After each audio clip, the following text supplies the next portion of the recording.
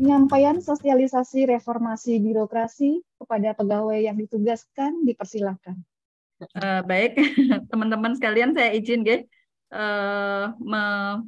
menyarikan atau meneruskan sosialisasi yang harusnya dilakukan kepada semua PFM atau semua pejabat fungsional dengan terbitnya Permenpan nomor 1 tahun 2023.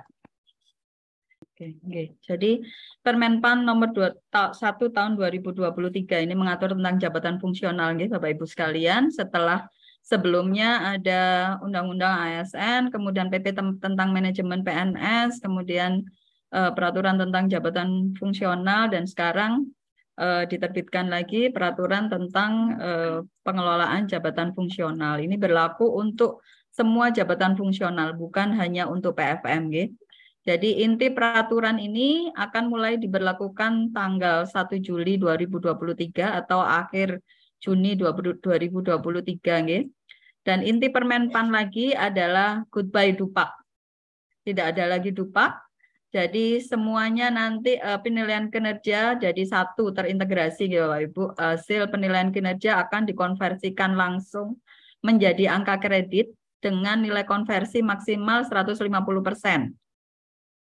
Itu kalau nilai kinerjanya baik sekali, seperti yang ada di lampiran Permenpan ini. Jadi Permenpan ini mencabut semua peraturan yang mengatur tentang jabatan fungsional. Jabatan fungsional di Indonesia itu sekarang ada, enggak tahu saya terakhir membahas itu 128. Sekarang mungkin sudah lebih dari itu, dan semuanya sepakat waktu membahas, tidak lagi menggunakan Dupak sebagai pengukuran kinerja, meskipun BKN berat sebetulnya, BKN masih suka dengan Dupak-Dupakan. Tapi Menpan mengakomodir semua masukan dari hampir semua pembina jabatan fungsional yang ada di Indonesia, ada 75 kementerian lembaga, hampir semuanya punya jabatan fungsional. Yang belum punya jabatan fungsional waktu itu di-encourage untuk segera menyusun jabatan fungsional, termasuk Kementerian Keuangan yang belakangan sekali baru menyusun beberapa jabatan fungsional yang sebetulnya bisa diampu oleh semua kementerian lembaga, karena itu adalah prosedur atau bisnis proses generik, Bapak Ibu sekalian. Perencanaan penganggaran itu adalah bisnis proses generik yang ada di semua kementerian lembaga. Nah, kemudian setelah melihat beberapa Dupak yang sudah disampaikan oleh teman-teman dan keributan yang ada di tim penilai angka kredit di WA Group, jadi saya kemarin mengusulkan supaya kita menyamakan persepsi dulu. Ini awal, ini sharing awal. Nanti kalau masih ternyata masalahnya lebih kompleks daripada yang saya antisipasi atau yang saya perkirakan, kita bisa diskusi lebih lanjut, karena momennya juga hanya di Apol, Bapak Ibu sekalian. Nanti kita bisa bikin forum yang lebih lega, lebih longgar untuk membahas ini lebih lanjut. Jadi beberapa Dupak yang sudah disampaikan oleh teman-teman para PFM, ini common error-nya kurang lebih seperti ini, Bapak Ibu sekalian. Teman-teman mengambil butir kegiatan yang tidak sesuai. Mungkin pada saat menyusun SKP masih bingung mencari-cari, atau memang pada saat itu belum ada Juknis, Juknis memang belum dibuat. Sebetulnya PPSDM sudah dalam proses menyusun Juknis dan hampir jadi, sudah di Biro Hukor saat ini posisinya, saya mendapat info dari teman-teman PPSDM. Tapi karena ada isu akan keluar Permenpan yang menghapuskan Dupak, Juknis itu stop. Jadi statusnya adalah status quo sekarang di Biro Hukor. Ternyata benar pada awal tahun ini keluar Permenpan nomor 1 tahun 2023 yang menghapuskan Dupak, tidak lagi menggunakan Dupak. Jadi intinya Permenpan 1 tahun 2023 itu kalau kita sebut mereka Menpan ini melakukan regulatory impact assessment, Bapak Ibu sekalian. Itu prosesnya disebut regulatory impact assessment. Memandang tidak perlu lagi ada berbagai peraturan. Jadi kalau Bapak Ibu lihat isinya adalah mencabut sekian ratus peraturan tentang jabatan fungsional ya, dan mencabut dan tidak diberlakukan lagi, digantikan dengan Permenpan 1 tahun 2023 ini. Sama dulu waktu melahirkan Undang-Undang ASN nomor 5 tahun 2014 itu juga demikian, mencabut berbagai peraturan kepegawaian yang mengatur tentang kepegawaian. Hanya beberapa saja yang belum dicabut ya.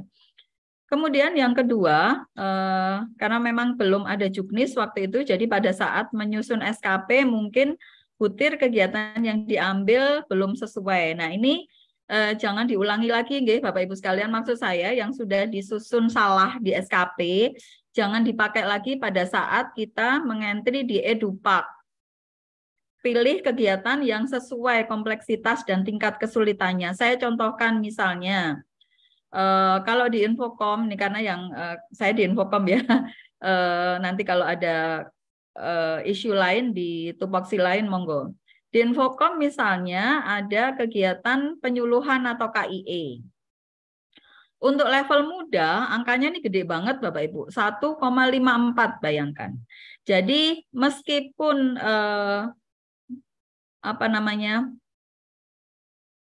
juknis yang sudah hampir jadi ini berbasis output, tapi tetap Bapak Ibu sekalian, dulu pada saat menyusun itu tetap menggunakan norma waktu.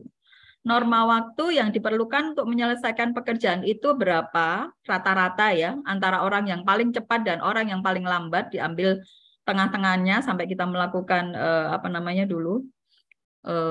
menimbang dan sebagainya itu ya. Jadi diambil waktu, jadi bukan berarti sama sekali tidak dipakai ya saat ukuran waktu ini. Ini bermanfaat untuk Bapak Ibu pada saat menyusun dupak maupun bagi tim penilai pada saat menilai kewajaran menghasilkan output itu. KIE di bidang Infokom misalnya untuk muda tadi saya contohkan angkanya. Jadi Bapak Ibu nanti melihat, sebentar saya share dulu aja ya. Di lampiran 2 surat edaran yang pernah dikeluarkan oleh PPSDM itu ada link tree-nya nggih. Saya share dulu di WA Balai supaya Bapak Ibu bisa melihat lampiran keduanya. Itu di sebelah kanan sendiri itu ada constraint, ada batasan ya. Output itu apa syaratnya? Misalnya untuk KIE tadi itu baru bisa diklaim kalau norma waktu yang dipakai kurang lebih 77 jam. Dan untuk 3 output ya, jadi tidak bisa kegiatan ini, butir kegiatan ini diklaim untuk kegiatan yang tidak setara kompleksitas maupun tingkat kesulitannya. Misalnya menjawab email karena dianggap ini konsultasi dan sebagainya ya, padahal waktu yang dibutuhkan hanya 1 atau 2 jam. Tapi kemudian mengambil butir kegiatan ini yang luar biasa besar angkanya 1,54 itu setara dengan 77 jam waktu yang dibutuhkan oleh PFM muda untuk mengerjakan kegiatan ini. Ya, jadi itu yang membuat usulan dupak teman-teman sampai 6 kali lipat dari angka normal kewajaran yang diperlukan untuk tiap tahun atau tiap semester. Okay? Itu yang pertama. Kemudian klaim full angka kredit untuk output lebih dari 1, itu tadi contohnya ya. Padahal outputnya cuma 1 dan angka kredit ini sebetulnya untuk 3 output tapi diklaim penuh. Nah itu. Kemudian klaim full angka kredit untuk kegiatan yang dilakukan oleh tim. Jadi beberapa kegiatan yang ada di Infokom misalnya di penindakan atau di pemeriksaan itu dilakukan oleh tim, dan angkanya tidak boleh full diklaim semua kalau memang pekerjaan itu dilakukan dalam tim. Ada yang ada yang punya role sebagai tim leader, ada yang sebagai anggota. Pembagiannya sudah ada di lampiran 2 surat untuk Edupak. Kemudian full angka kredit juga untuk kegiatan yang dilakukan oleh kelompok. Tadi kalau tidak ditentukan siapa tim leader dan siapa anggotanya, jadi bukan tim tapi kelompok ya, semua porsinya sama dalam kelompok, tugas dan tanggung jawabnya kurang lebih sama. Nah itu kelompok Nah, ini dibagi rata. Nah, ini diambil diklaim penuh juga oleh beberapa teman-teman. Jadinya angkanya over sampai minimal 3 kali. Saya mengeksersis kalau mengambil dari SKP yang saya yang sudah dinilai kemarin, untuk 1 tahun itu dapat 153, bayangkan. Padahal PFM Madya itu setahun maksimal 37,5 kalau normal, Bapak Ibu. Kalau pulih sampai 150%-nya atau 1,5 kalinya, itu maksimal berapa ya? 60-an gitu,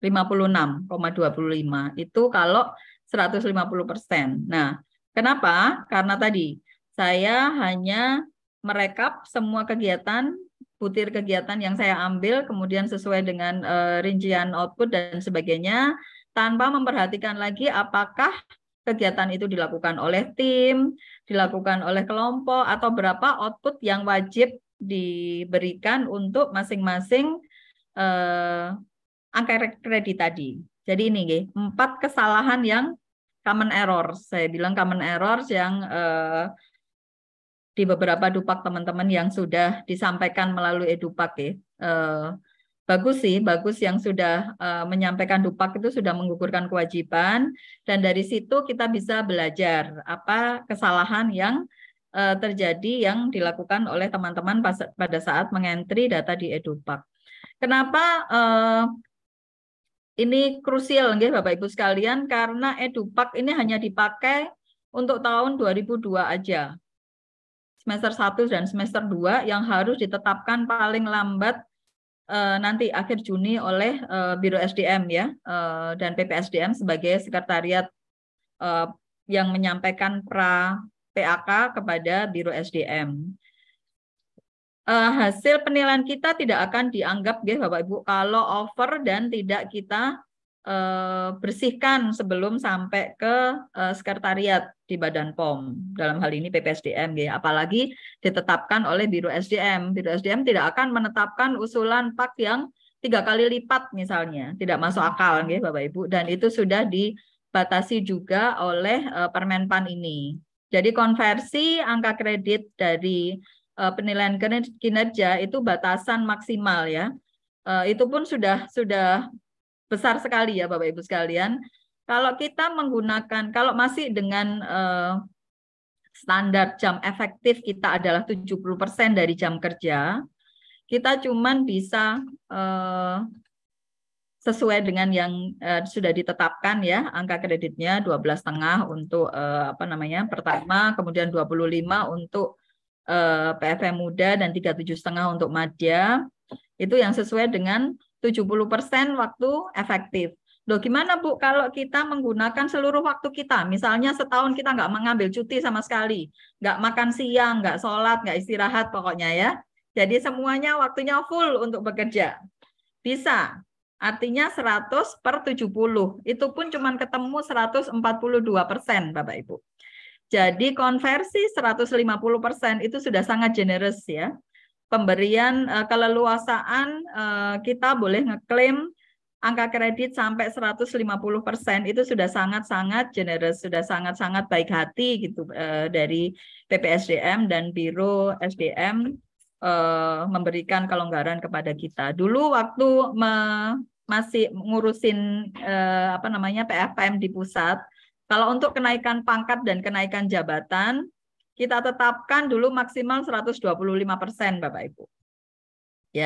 Itu dengan asumsi yang bersangkutan kinerjanya sudah extraordinary nggak ngambil cuti mungkin, terus dapat limpahan target, mungkin ada temannya yang cuti melahirkan lama, kemudian dia dapat limpahan targetnya, dia tidak ditunjuk menjadi anggota tim apapun dan itu adalah kesalahan manajemen organisasi. Kalau satu orang diberi penugasan tugas tambahan yang banyak banget sedangkan yang lain tidak. Nah, ini kesalahan organisasi, bukan kesalahan yang bersangkutan. Kalau akhirnya yang bersangkutan bisa ngeklaim angka kredit lebih banyak dari yang lain Jadi itu.